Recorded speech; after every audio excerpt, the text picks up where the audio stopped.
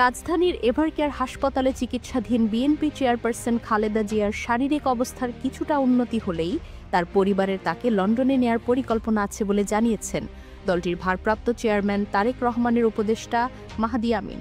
সেই লক্ষ্যে সর্বাধুনিক প্রযুক্তিতে সজ্জিত একটি বিশেষ এয়ার অ্যাম্বুলেন্স ব্যবস্থার উদ্যোগও নেওয়া হচ্ছে বলে জানান তিনি। শনিবার ২৯ নভেম্বর দুপুরে নিজের ভেরিফাইড ফেসবুক পেজে দেয়া এক পোস্টে তিনি একথা জানান।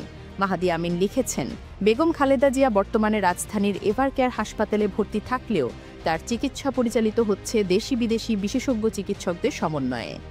লন্ডন থেকে সার্বক্ষণিকভাবে চিকিৎসকদের সঙ্গে যোগাযোগ রেখে প্রয়োজনীয় দিক নির্দেশনা দিচ্ছেন তারেক রহমান ও তার স্ত্রী খালেদা জিয়ার ব্যক্তিগত চিকিৎসক ডক্টর জুবাইদা রহমান। দলীয় সূত্র জানায়, জানুয়ারিতে চিকিৎসা নেয়া যুক্তরাজ্যের লন্ডন ক্লিনিকেই ফের ভর্তির চিন্তা করা হচ্ছে। ইতিমধ্যে এয়ার অ্যাম্বুলেন্সের জন্য কাতার সরকারের সঙ্গে যোগাযোগ করা হয়েছে। সাবেক এই প্রধানমন্ত্রীর শারীরিক অবস্থা বিমানে জার্নি করার মতো একটু স্থিতিশীল হলেই তাকে লন্ডন নেয়ার জন্য প্রস্তুতি নেওয়া হবে। এভারকেয়ার হাসপাতালে বিশেষজ্ঞ চিকিৎসকদের নিয়ে মেডিকেল বোর্ড গ্রিন সিগন্যাল দিলেই চূড়ান্ত সিদ্ধান্ত নেওয়া হবে।